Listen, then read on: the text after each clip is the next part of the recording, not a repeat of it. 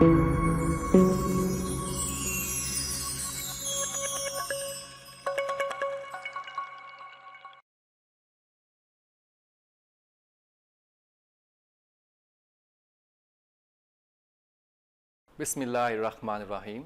Dear student, अस्सलाम वालेकुम। मैं हूं अजीम अनवर, आपका biology teacher. Student first year biology chapter 3 enzymes, lecture number 4।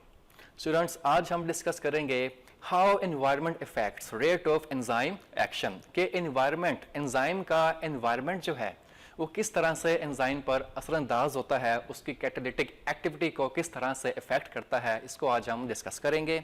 तो स्टूडेंट्स, लर्निंग ऑब्जेक्टिव आपके सामने कॉन्सेप्ट मैप की फॉर्म में मौजूद हैं। तो जिसमें हमने आज क्या देखना है, number 1 effect of enzyme concentration, effect of substrate concentration, effect of temperature जिसमें हम ऑप्टिमम टेम्परेचर को देखेंगे, लो टेम्परेचर का जिक्र करेंगे एंड हाई टेम्परेचर को हम इवेल्युएट करेंगे। And next last one is the effect of pH on rate of enzyme action.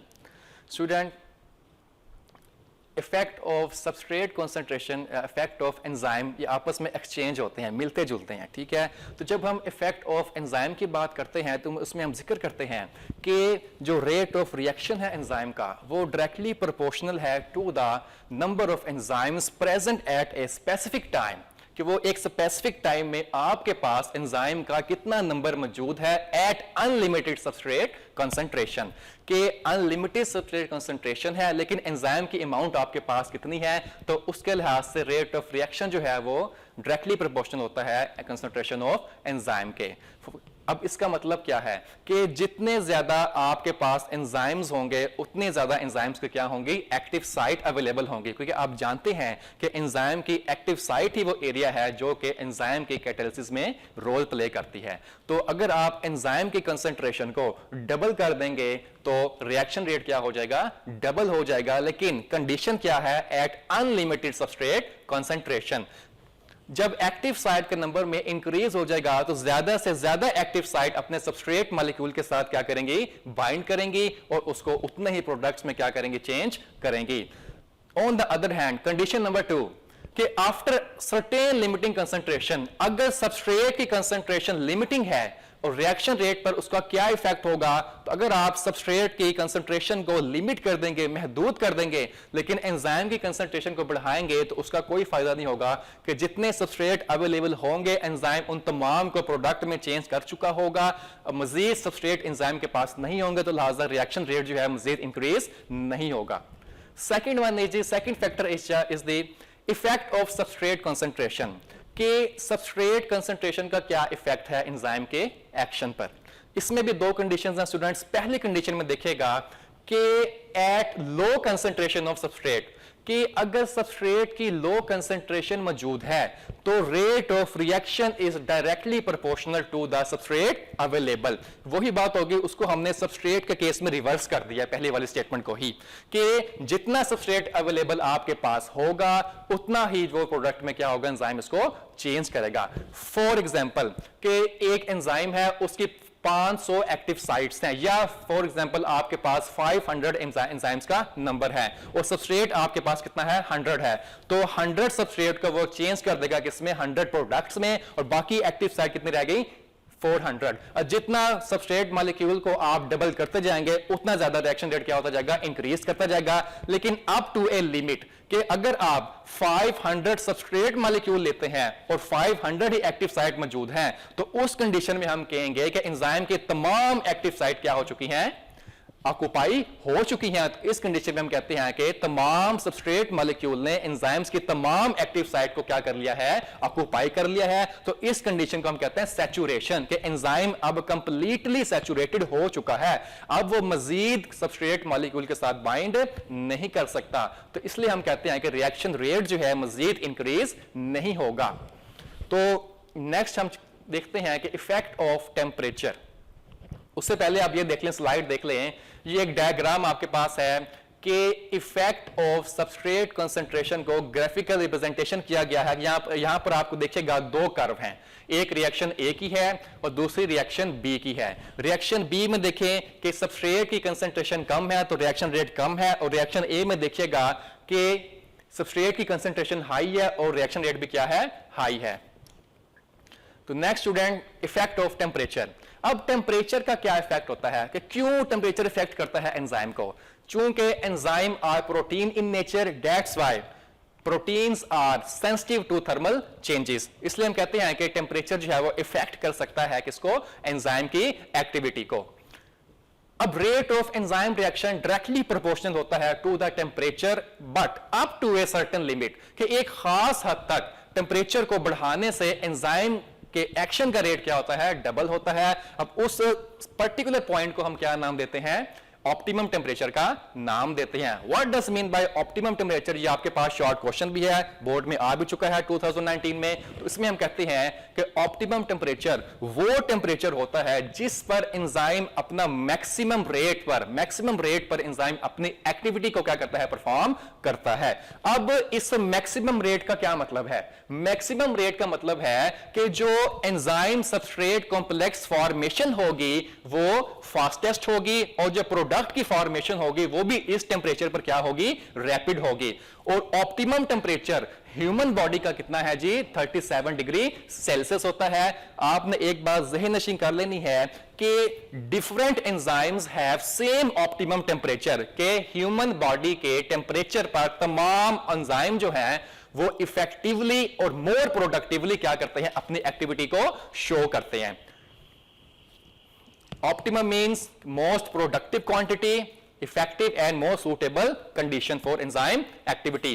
अब लो टेम्परेचर और हाई टेम्परेचर किस तरह से एक्ट करता है? स्लाइड में आपको नजर आ रहा है स्टूडेंट्स कि जब टेम्परेचर लो होता है ऑप्टिमम टेम्परेचर से, तो एंजाइम की एक्टिविटी क्या हो जाती है? कम हो जाती है। स्टूडेंट याद रखिएगा कि टेम्परेचर जब कम हो तो एंजाइम की एक्टिविटी स्लो डाउन होती है, एंजाइम कभी भी इनएक्टिव नहीं होता। तो इसका मतलब क्या हुआ? जितना ज्यादा टेम्परेचर कम होगा उतने ज्यादा मॉलिक्यूलर मोशंस क्या होंगी? कम होंगे। जितने ज्यादा मॉलिक्यूलर मोशंस कम होंगे उतने ही कम सबस्ट्रेट आपस में कंबाइन करेंगे, और उतना ही कम क्या होगा? प्रोडक्ट की हमारे पास फॉर्मेशन होगी। तो नेक्स्ट, इसलिए हम कहते हैं कि जब हम रेफ्रिजरेटर्स में या फ्रीजर वगैरह में कोई भी प्रोडक्ट हम स्टोर करने के लिए प्रिजर्व करते हैं, तो हम कहते हैं कि लो टेम्परेचर पर वो एंजाइम या फूड को स्पॉइल करने वाला माइक्रो ऑर्गेनिज्म में मौजूद एंजाइम जो है वो क्या हो जाते हैं? उनकी एक्टिविटी स्लो डाउन हो जाती है, जिसकी वजह से रेफ्रिजरेटर वगैरह में फूड प्रिजर्व क्या रहती है और वो स्पॉइल नहीं होती।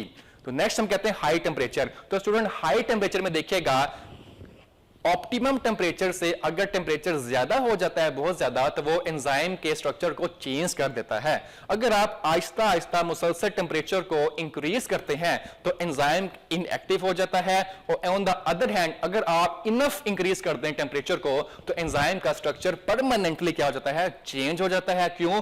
क्योंकि उस इनफ टेम्परेचर पर जो एंजाइम्स के मॉलिक्यूल्स के दरमियान जो बॉन्ड्स होते हैं वो ब्रेक डाउन हो जाते हैं, और एंजाइम क्या हो जाता है? डीनेचर हो जाता है। और याद रखिएगा एंजाइम मॉलिक्यूल है, एंजाइम जो है वो लिविंग थिंग नहीं है। इसलिए हम ये नहीं कहते कि एंजाइम की किलिंग हो गई, तो हम कहते हैं कि एंजाइम की क्या हो गई? डीनेचुरेशन हो गई, जिसमें एंजाइम अपनी बायोकेमिकल प्रॉपर्टी को खो देता है, लॉस्ट कर लेता है, और अपनी कैटालिटिक एक्टिविटी को परफॉर्म करने के काबिल नहीं रहता। तो स्टूडेंट, अब इंक्रीज इन टेम्परेचर किस तरह से इंक्रीज करता है रिएक्शन रेट को? अब देखें, जब आप टेम्परेचर अप्लाई करते हैं मोर देन ऑप्टिमम, तो हम कहते हैं कि टेम्परेचर जो है वो हीट है। तो हीट क्या कर रही है? एक तरफ एक्टिवेशन एनर्जी प्रोवाइड कर रही है, और दूसरी तरफ हीट क्या कर रही है?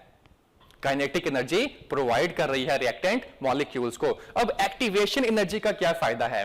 एक्टिवेशन एनर्जी जो है वो हेल्पफुल होती है to accelerate chemical reactions at high temperature. ठीक हो गया जी। अगली बात, आप जानते हैं एक्टिवेशन एनर्जी वो एनर्जी है जो कि किसी भी रिएक्शन को स्टार्ट करने में या उसकी कंप्लीशन में क्या होती है? रोल प्ले करती है। On the other hand heat also supply kinetic energy. आप जानते हैं काइनेटिक एनर्जी मॉलिक्यूल्स को मूव करने में हेल्प करती है। तो जितनी ज्यादा काइनेटिक एनर्जी होगी उतने ज्यादा मॉलिक्यूल मूव करेंगे। जितने ज्यादा मॉलिक्यूल मूव करेंगे रिएक्टेंट मॉलिक्यूल्स, वो आपस में उसी तरह क्या करेंगे? कोलाइड करेंगे, उनके दरमियान कोलिजन होगा। तो क्या होगा? रिएक्टेंट जो है प्रोडक्ट में चेंज हो सकते हैं। लेकिन अगर आप हीट को मजीद इंक्रीज कर दें, कंटिन्यूसली इंक्रीज करते जाएं, तो एंजाइम्स मॉलिक्यूल में एटम्स के दरमियान वाइब्रेशन स्टार्ट हो जाती हैं। अब वाइब्रेशन क्या मतलब क्या है? तो जो उन एटम्स के दरमियान में बॉन्ड लेंथ है वो डिस्टर्ब होना शुरू हो जाती है। इसको हम कहते हैं बॉन्ड वाइब्रेशन या बॉन्ड स्ट्रेचिंग, के बॉन्ड डिस्टेबलाइज होना शुरू हो जाते हैं उस हाई हीट पर। अगर ये वाइब्रेशन बहुत ज्यादा शदीद हो जाए, वो टू वायलेंट हो जाए, तो ये क्या कर सकती हैं? बॉन्ड स्ट्रेचिंग कर देंगी, हाइड्रोजन बॉन्ड को ब्रेक कर देंगी, जिसकी वजह से क्या होगा? एटम्स के दरमियान क्या होगा? हाइड्रोजन बॉन्ड ब्रेक डाउन हो जाएगा और एंजाइम का स्ट्रक्चर स्टूडेंट्स क्या हो जाएगा? मुकम्मल तौर पर डिस्ट्रॉय हो जाएगा परमानेंटली। तो इस चीज को हम कहते हैं कि एंजाइम की डिनेचुरेशन काज हो जाती है eight high temperature, more than optimum temperature. ये स्टूडेंट देखिएगा स्लाइड को कि यहां पर हमने आपको इक्वेशन की फॉर्म में भी टेम्परेचर का इफेक्ट बताया है और ग्राफिकल रिप्रेजेंटेशन में आप देखें कि हर 10 डिग्री सेल्सियस टेम्परेचर के इंक्रीज होने से रिएक्शन रेट क्या हो रहा है? डबल हो रहा है। फॉर एग्जांपल कि आपके पास 10 डिग्री सेल्सियस टेम्परेचर है और वो 10 ग्राम ग्लूकोज बनवा रहा है, ठीक है। अगर आपने टेम्परेचर को डबल कर दिया, 20 डिग्री सेल्सियस कर दिया है टेम्परेचर को, तो ग्लूकोज की प्रोडक्शन क्या होगी? 20 ग्राम होगी। इसी तरह से आपने टेम्परेचर को 30 डिग्री सेल्सियस कर दिया, मजीद 10 डिग्री सेल्सियस राइज कर दिया टेम्परेचर में, तो प्रोडक्टिविटी क्या होगी? 20 ग्राम से 40 ग्राम हो गई। तो ऑप्टिमम टेम्परेचर 37 डिग्री सेल्सियस पर प्रोडक्टिविटी मजीद डबल हो जाएगी। लेकिन अगर आप टेम्परेचर को 37 डिग्री सेल्सियस से मजीद बढ़ा देंगे तो मजीद आपके पास ग्लूकोज फॉर्मेशन जो है वो प्रोड्यूस नहीं होगा। ये मैंने आपको एक एग्जाम्पल दी है, सपोज किया है, ताकि आपका कंसेप्ट क्या हो जाए? क्लियर हो जाए। तो ये टेम्परेचर कर्व है स्टूडेंट। अब देख लें ऑप्टिमम टेम्परेचर, देख लें क्या है? 37 है, जहां पर पीक परफॉर्मेंस शो कर रहा है एंजाइम अपनी, जबकि डॉटेड कर्व है वो इनऑर्गेनिक रिएक्शन को शो कर रही है, जो कि नॉन एंजाइमेटिक कैटालाइज्ड रिएक्शन है, जो कि हाई टेम्परेचर पर भी क्या कर रहे हैं? इंक्रीज कर रहे हैं, और वहां पर रिएक्शन रेट डिक्रीज नहीं हो रहा। ये था students effect of temperature. Next student देखिएगा इफेक्ट ऑफ पीएच। अब पीएच क्या है? P for power and H for hydrogen. Power of hydrogen के पीएच हम कहते हैं कि number of hydrogen ions in the solution. आप जानते हैं जितने भी एंजाइम्स हैं वो तमाम के तमाम एंजाइम्स वर्क करते हैं इन एक्वस मीडियम में, चाहे वो एसिडिक मीडियम है या वो बेसिक मीडियम है। तो जिस तरह एक खास टेम्परेचर पर एंजाइम अपनी मैक्सिमम एक्टिविटी को परफॉर्म करता है, उसी तरह से एक खास नैरो रेंज ऑफ पीएच पर एंजाइम क्या करता है? अपनी एक्टिविटी को इफेक्टिवली सरअंजाम देता है। उस नैरो रेंज ऑफ पीएच को हम क्या कहते हैं? ऑप्टिमम पीएच का नाम देते हैं, कि ऐसी पीएच जिस पर एंजाइम मोर इफेक्टिवली अपना काम सरअंजाम देता है उसे हम कहते हैं ऑप्टिमम पीएच। या आपकी आसानी के लिए मैंने इक्वेशन में भी यहां दिया गया स्टूडेंट्स। और नेक्स्ट देखिएगा, जिस तरह एक बात जरूर याद रखिएगा, differentiate, different enzymes have same optimum temperature but different enzymes have different optimum pH. कि बहुत से एंजाइम ऐसे हैं जो कि एसिडिक पीएच पर वर्क करते हैं और बहुत से एंजाइम ऐसे हैं जो कि बेसिक पीएच पर एक्ट करते हैं। तो स्टूडेंट पीएच क्यों असरअंदाज करती है एंजाइम को? क्योंकि एंजाइम्स के जो मॉलिक्यूल्स हैं वो एम्फोटेरिक हैं, क्योंकि उन पर कार्बोक्सिल ग्रुप भी है जो कि नेगेटिवली चार्ज है और पॉजिटिव ग्रुप भी है जो कि पॉजिटिवली चार्ज है, जिसको हम अमाइनो ग्रुप का नाम देते हैं। तो that's why enzymes are affected by changing in the pH. अब ये बहुत इंपॉर्टेंट टेबल स्टूडेंट आपने हर हाल में याद करना है। ये एमसीक्यू स्टेटमेंट और शॉर्ट क्वेश्चन के लिहाज से बहुत इंपॉर्टेंट है आपके एग्जाम पॉइंट ऑफ व्यू से।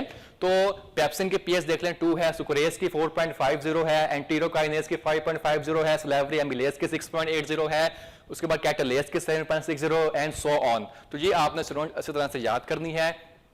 और ये एक दोबारा बार फ्रीक्वेंसी ग्राफ दिखाया गया है कि यहां पर जो पेप्सिन के लिए 2 पीएच पर बेस्ट वर्क कर रहा है, तो ये स्टोमक में एक्ट करता है क्योंकि स्टोमक में कंडीशन एसिडिक होती हैं, जबकि आप ट्रिप्सिन को देखें वो 8 और अबव द 8 पीएच पर क्या करता है? बेस्ट एक्ट कर रहा है। मींस का क्या? इंटेस्टाइन में एक्ट करता है, स्मॉल इंटेस्टाइन में ट्रिप्सिन का मॉलिक्यूल, और चूंकि वहां पर कंडीशन क्या होती है? बेसिक होती है। जबकि ह्यूमन एमिलेज जो है वो 6.80 पीएच पर क्या करता है? वर्क करता है, जो कि नियर अबाउट न्यूट्रल पीएच है।